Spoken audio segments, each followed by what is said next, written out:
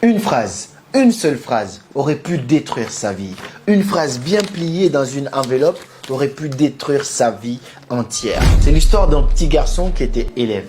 Il était en classe, mais il était considéré comme étant très têtu. On disait qu'il n'était pas fait pour faire des études et tout le monde se moquait de lui. Ses amis, les professeurs, les encadreurs, tout le monde pensait qu'il n'était pas du tout fait pour faire des études, tellement qu'il était têtu. Et finalement, il fut renvoyé de l'école. Avant d'être renvoyé, on lui a remis une lettre qu'il devait donner à sa mère. Ce sont ses encadreurs qui ont donné cette lettre pour qu'il donne à sa mère. On lui dit, rentre à la maison, ne reviens plus, mais donne cette lettre à ta mère. Ne l'ouvre pas, donne juste à ta mère.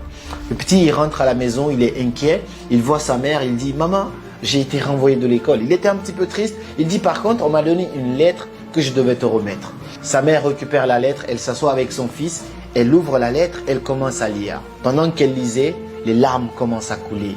Elle pleure, elle pleure. Et le petit garçon, il est inquiet, il dit, mais maman, mais qu'est-ce qui se passe? Pourquoi tu pleures? Il dit, non mon fils, ne t'inquiète pas. Sur cette lettre, il est écrit que tu es beaucoup trop intelligent pour cette classe et finalement, tu n'as pas ta place dans cette école. Donc, tu vas devoir continuer à étudier à la maison, mais ne t'inquiète pas, je serai là pour toi. Donc, il a fait comprendre au petit que le petit était un génie, mais qu'il était trop fort pour cette classe. Il fallait que lui, il fasse ses études à la maison. La dame a bien encadré son enfant. Elle lui a mis tout à sa disposition pour que l'enfant puisse faire ce qu'il voulait. Quelques années plus tard, le monde entier, le système éducatif ne savait pas qu'il venait de mettre à la porte l'un des plus grands inventeurs de l'histoire de l'humanité, qu'on appelle Thomas Edison. Thomas Edison fut l'un des plus grands inventeurs qui inventa l'ampoule électrique et plusieurs autres inventions. Quelques années plus tard, la mère de Thomas Edison décéda. Et quand sa mère décéda, il retourna chez lui, il regarda un petit peu beaucoup de papiers qu'il essayait de ranger et il tomba sur cette lettre qu'on lui avait écrite lorsqu'il avait 9 ans. Il prit cette lettre, il l'ouvrit finalement pour lire, pour voir qu'est-ce qui était vraiment écrit là-dedans. Et malheureusement, il était écrit dans cette lettre que votre enfant est trop têtu, il est déficient, il n'est pas fait pour faire des études. Malheureusement, nous ne pouvons pas le garder dans notre classe et vous devez le garder chez vous. Thomas Edison lut cette lettre et commença à pleurer. Il pleura pendant des heures et des heures. Il était choqué et finalement, il retourna cette lettre et écrit au dos, Thomas Edison était un enfant têtu et déficient, mais grâce à une mère héroïque, il devint l'un des plus grands inventeurs de l'histoire de l'humanité. Cette histoire me fait chavirer à l'intérieur de moi parce que on se rend compte qu'une seule phrase aurait pu détruire sa vie. C'est-à-dire que si sa mère lui avait dit ce qui était écrit dans cette lettre, l'enfant n'aurait jamais cru qu'il était un génie. Jamais il aurait imaginé qu'il était un génie. Mais juste en modifiant cette lettre, en ne disant pas cette négativité à ce petit enfant qui est censé grandir, l'enfant s'est permis libre d'imagination et a vraiment pu montrer son génie. Cette histoire me rappelle l'histoire d'un ami à moi, d'un camarade de classe qui s'appelait Tanou, je dis même son nom, qui était considéré comme étant têtu de tout le monde. Mais lui aussi, grâce à des parents formidables qui l'ont fait comprendre que voilà, peut-être que c'était pas fait pour lui les études. Aujourd'hui, il est un grand commerçant et homme d'affaires. Le problème dans toutes ces deux histoires, c'est le système éducatif. Je n'ai absolument rien contre les études, mais moi je fais des études, je suis encore en master. Mais le problème avec le système éducatif, c'est qu'on essaye de juger tout le monde dans un même bateau en oubliant qu'on n'est pas tous pareils et qu'on n'est pas forcément censé être bon dans la même chose. J'aime bien rejoindre l'idée de Albert Einstein qui dit que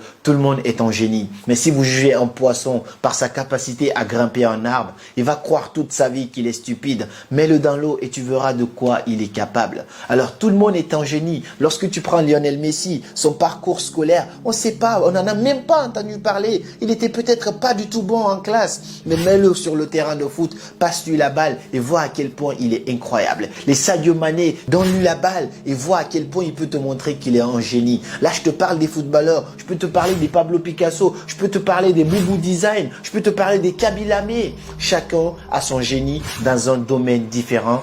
Et si le système arrêtait tout simplement de mettre tout le monde dans un même bateau, on nous donne tous les mêmes baccalauréats, on nous évalue de la même façon et on nous juge exactement pareil, alors qu'on n'a pas forcément les mêmes facultés. Il y en a qui sont bons en classe. Moi, je faisais partie de ceux qui étaient tout le temps parmi les premiers. Mais est-ce que les premiers de la classe sont forcément les premiers dans la vie. C'est pas forcément le cas. J'ai vu des premiers qui travaillaient en tant qu'hommes de ménage alors qu'ils ont terminé avec des grands diplômes. J'ai vu aussi des derniers avec des grandes entreprises. J'ai vu des totos, des paresseux, des têtus en classe qui sont aujourd'hui des grands hommes d'affaires, qui sont aujourd'hui en train de gouverner, de diriger d'autres personnes qui étaient premiers de leur classe. J'ai pas dit que si tu es premier, tu vas finir mal. Pas du tout. Je ne suis pas en train de te dire ça. Mais ça ne veut pas forcément dire que être premier en classe, c'est ce qui va déterminer ce que tu vas devenir dans l'avenir.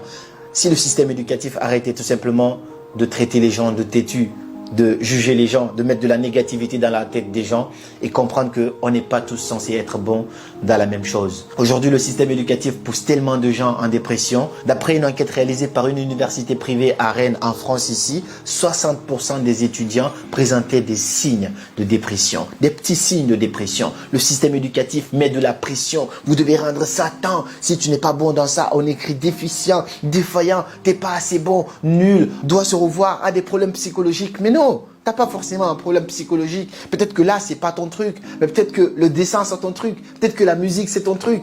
Peut-être que le foot, c'est ton truc. Peut-être que les réseaux sociaux, c'est ton truc.